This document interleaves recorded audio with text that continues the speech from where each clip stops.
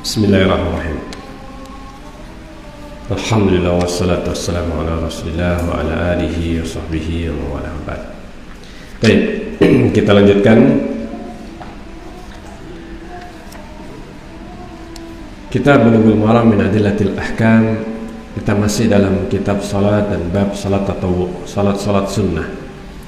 Masih tentang salat malam. An Abdullah bin Amr bin al-As radhiyallahu anhuma. Dari Abdullah bin Amr bin al-As radhiyallahu anhuma. Al-Asi ini nama kakeknya. Demikian memang apa lafadznya. Artinya apa? Al-Asi, yang berbuat maksiat. Tapi apa? Ini demikian orang Arab memberikan nama. Ini nama yang diberikan oleh orang tua mereka. Masya Allah. Dan sudah kita bahas tentang Abdullah bin Amr bin As dan bapaknya Amr bin As. Dua-duanya sahabat yang selisih usianya cuma 10 tahun. Nah ini Masya Allah. Jadi menikahnya usia berapa ini? Usia 9 tahun ini. Ibunya usia berapa ya? Enggak disebutkan di sini. Tapi yang jelas usianya perbedaan antara Abdullah dengan bapaknya. Qala li Rasulullah sallallahu alaihi wasallam. Rasulullah bersabda kepada saya, "Ya Abdullah, wahai Abdullah, la takun misla fulan, janganlah engkau seperti fulan, seperti si fulan." Tidak disebutkan oleh Rasulullah, tetapi Rasulullah memberikan istilahnya, kalau bahasa kita, jangan seperti si A, gitu. Jangan seperti apa? Si A. Nggak tahu sebut, pokoknya ada seorang nggak disebut namanya. Jangan seperti si A. Sudah. Oh, Jabir.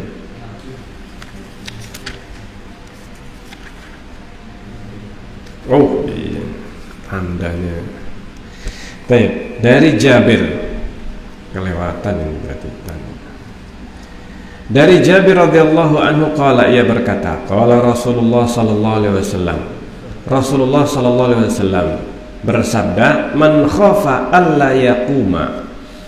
Barang siapa yang khawatir tidak bisa berdiri min akhiril laili, di akhir malam, falyutir awwalahu, hendaknya dia melakukan salat witir di bagian awalnya, di awal malam. Wa man tami'a an yaquma, tetapi barang siapa yang punya harapan, tami'a, pengen, atau biasa dia itu apa? Punya harapan besar. An yaquma akhirahu, untuk bangun di akhir malam, dia bisa bangun, falyutir akhiral lail, maka hendaknya dia melakukan witir itu di akhir malam. Fa inna salata akhiril laili, karena sungguhnya salat di akhir malam, masyhudatun, itu disaksikan. Wa dzalika afdal, dan itu lebih baik. Ini hadis yang diriwayatkan oleh Imam Muslim. Nah, di sini hadis ini masih berkaitan dengan salat malam. Demikian juga salat witir. Dari hadis ini bisa diambil beberapa faedah. Diambil beberapa faedah. Di antaranya bahwa mengakhirkan witir hingga di akhir malam itu lebih afdal. Lebih afdal bagi, ini harus apa? Diperhatikan. Lebih afdal bagi yang merasa dirinya mampu bangun di malam hari atau di akhir malam. Adapun orang yang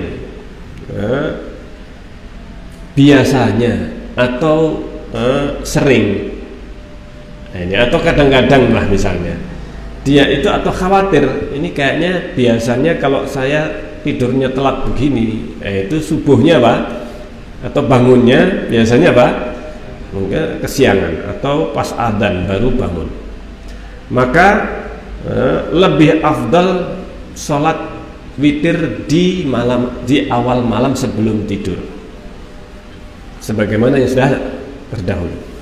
Sehingga di sini disebutkan man khofa, barang siapa yang khawatir untuk tidak bisa berdiri di malam hari, hendaknya dia witir witir di awal malam. Ini yang lebih afdal bagi orang yang khawatir tidak bisa bangun malam. Subhanallah.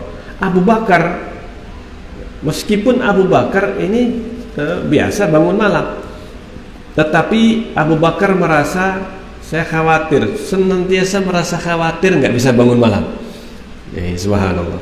Ini Abu Bakar Siddiq radhiyallahu anhu. Maka Abu Bakar sholatnya biasanya di awal malam.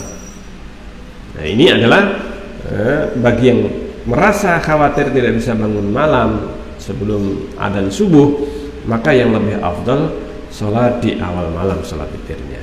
Baik, ini. Nah, ini diantaranya disebutkan. Nah, Abu Hurairah radhiyallahu anhu pernah dipesan oleh Rasulullah SAW. Dan bisa jadi Rasulullah memahami kondisi Abu Hurairah. Abu Hurairah punya kebiasaan melek, artinya tidurnya itu telat. Abu Hurairah ini seorang penuntut ilmu dan sangat suka dengan hadis, sehingga malam hari habis sholat isya itu biasanya murojaah hadis. Ini Abu Hurairah, sehingga tidurnya agak malam. Maka Rasulullah berpesan kepada Abu Hurairah radhiyallahu anhu, "Ausani khalili," Rasulullah, kekasihku Rasulullah pernah berwasiat kepadaku. Ini bisalah 3 perkara, yaitu siam salah satu ayam, berpuasa 3 hari min kulli syahrin, setiap setiap bulan. Ini wasiat pertama. Kemudian yang kedua, warakaat duha, 2 rakaat saja di waktu sholat duha, waktu duha. Ini waktu duha. Kemudian yang ketiga, wa an utira qabla an anam. Dan ketiga adalah hendaknya saya witir sebelum tidur. Witir sebelum tidur. Ini pesan atau wasiat Rasulullah SAW. Kenapa Rasulullah tidak berpesan bangunlah malam? Ini witir witirnya lebih baik di malam hari. Nah, ini disebutkan oleh para ulama bahwa Rasulullah memahami kondisi Abu Hurairah, dikhawatirkan tidak bisa bangun malam atau telat, maka Rasulullah mewasiatkan witir saja di awal di awal malam. Nah, ini demikian juga dalam hadis Abu Darda dan Abu Dar Al-Ghifari, hadis 2 sahabat yang dipersaudarakan oleh Rasulullah SAW, Abu Dar dan Abu Darda. Baik. Maka disebutkan Abu Dar dan Abu Darda ini juga diberikan wasiat untuk witir di awal malam sebelum tidur. Ini 3 sahabat ini diberi wasiat oleh Rasulullah secara khusus untuk melakukan witir itu sebelum tidur, untuk witir sebelum tidur. Dan disebutkan oleh para ulama bahwa bisa jadi Nabi SAW mengetahui keadaan mereka bertiga, Abu Hurairah, Abu Darda, dan Abu Dzar Abu Dzar Al-Ghifari radhiyallahu anhu. Nah, ini yang disebutkan oleh Al-Hafidz Ibnu Hajar radhiyallahu anhu. Al-Hafidz Ibnu Hajar menyebutkan bahwa Abu Hurairah itu biasa murojaah hafalan. Jadi santri ini Abu Hurairah ini. Jadi Abu Hurairah ini karena beliau itu banyak menghafal hadis Rasulullah SAW, maka Abu Hurairah ini mengulang-ulang, dan mengulangnya itu di malam hari, habis sholat isya ini sampai malam. Ini sampai malam. Ini hafalan hadis-hadis ini di awal malam. Sehingga karena dikhawatirkan kalau bangunnya atau tidurnya itu agak malam, maka bangunnya itu bisa jadi tidak bangun kecuali adzan subuh. Maka Nabi memerintahkan agar witir sebelum tidur, didahulukan. Ini yang disebutkan oleh Ibnu Hajar rahimahullah ta'ala. Nah, disebutkan juga dalam hadis lain yang diriwayatkan oleh Abu Dawud dan disahihkan Syekh Albani radhiyallahu rahimahullah ta'ala dari sahabat Abu Qatadah bahwa Nabi berkata kepada Abu Bakar As-Siddiq radhiyallahu anhu, kapan engkau witir? Kata Abu Bakar, sebelum tidur. Kemudian Rasulullah bertanya kepada Umar, kapan engkau witir? Kata Umar, di akhir malam. Lalu Rasulullah berkata kepada Abu Bakar Siddiq, berkata tentang apa yang dikatakan oleh Abu Bakar Siddiq, akhadha hadha bil hadar. Orang ini siapa? Abu Bakar. Akhadha bil hadar. Dia mengambil kehati-hatian. Dia melakukan perbuatan yang menunjukkan dia ini apa? Berhati-hati. Ini Abu Bakar ini. Hati-hati, khawatir tidak bangun malam. Akhadha bil hadar atau bil hazmi. Ini mempunyai hazm, artinya mempertahankan atau menjaga witir, betul-betul menjaga witir sampai pokoknya jangan sampai kelewatan witir itu. Ini Abu Bakar Siddiq. Adapun Umar, maka dikatakan oleh Rasulullah, akhadha hadza bil quwwah. Ini Umar ini mengambil yang kuat, mengambil witir itu dengan kuat. Artinya karena Umar ini punya tekad yang kuat, pokoknya harus bisa bangun malam. Subhanallah. Nah, kalau seandainya seseorang itu bisa menjamin ataukah dia sudah terbiasa bangun malam, setiap malam mesti dia bangun, meskipun dia tidurnya apa? Tidurnya malam, tapi sebelum subuh jam 3 ini sudah bangun misalnya, sebelumnya jam 4, jam 3 sudah bangun, sehingga cukup untuk melakukan sholat witir dan yang lainnya, sholat malam. Masya Allah. Jadi itu, jadi perlu dirinci, tidak mutlak witir itu di akhir malam mesti paling apa? Paling afdal, tetapi tergantung pada kondisi seseorang, tergantung pada kondisi seseorang. Akan tetapi apabila seseorang itu mampu, maka yang paling afdal itu adalah yang di akhir malam. Secara mutlak memang ini yang lebih afdal. Ini bagi yang mampu apalagi. Karena Allah sudah menyebutkan, Pak Rasulullah menyebutkan, yanzilu rabbuna ila sama'id dunya. Allah itu turun ke langit dunia kulla lailatin, setiap malam.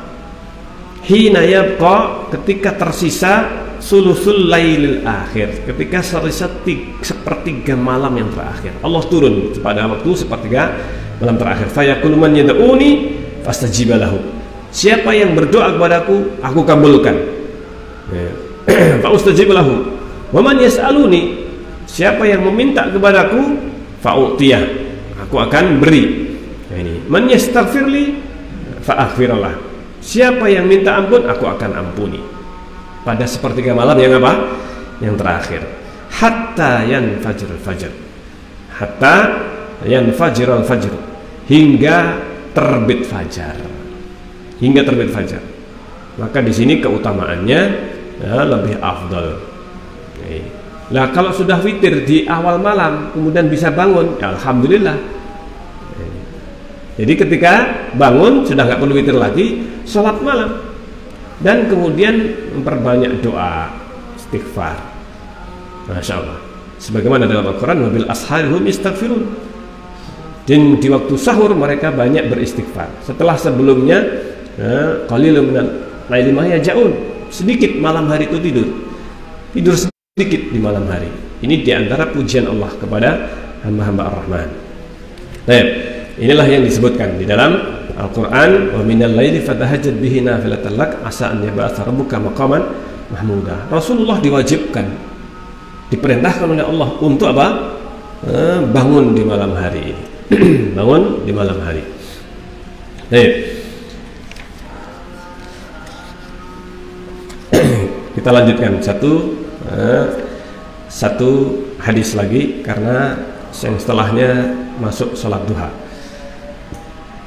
Tersisa satu hadis tentang witir atau sholat malam. Wa an ibni Umar radhiyallahu anhu, dari Ibnu Umar radhiyallahu anhu anin Nabi sallallahu alaihi wasallam, dari Nabi sallallahu alaihi wasallam qala, beliau bersabda, idza tala'al fajru, apabila terbit fajar, faqad dhahaba kullu salatil laili wal witri, maka setelah pergi ini setiap sholat malam dan sholat witir sudah ini sudah lewat. Kalau sudah terbit apa? Fajar, tidak ada kesempatan lagi untuk melakukan sholat malam dan sholat witir.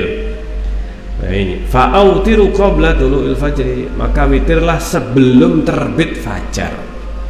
Witirlah, karena nggak ada witir setelah terbit fajar. Ini hadis yang diriwayatkan oleh Imam Tirmidzi rahimahullah ta'ala. Ini nah hadis ini yang disebutkan terdapat pembicaraan di dalam sanadnya. Di dalam sanadnya ada kritikan sebagian ulama tentang hadis ini, dan ini disebutkan oleh Imam Tirmidzi rahimahullah ta'ala juga tentang perawi yang di dalam hadis ini, namanya Sulaiman bin Musa. Ini yang bersendirian menyampaikan dengan lafaz ini. Nah, Sulaiman bin Musa Dimashqi, inilah yang menjadikan hadis ini marfu' dari Nabi sallallahu alaihi wasallam. Sementara yang lainnya tidak menyandarkan kepada Rasulullah SAW. Dan di dalam riwayatnya terdapat kegoncangan. Ada kegoncangan. Kadang marfu, kadang mauquf, kadang lafadznya berbeda-beda. Ini. Dan semuanya dari satu jalan ini tadi. Dari satu jalan yang sama. Ini. Sehingga hadis ini menunjukkan ada kelemahan di dalam riwayatnya. Ini karena perawi ini Sulaiman bin Musa ad-Dimashqi yang ikhtilat sebelum pada saat masa tuanya, sebelum meninggalnya ini ada kekacauan hafalan sehingga dari sini terdapat apa? Terdapat kelemahan di dalam hadis ini.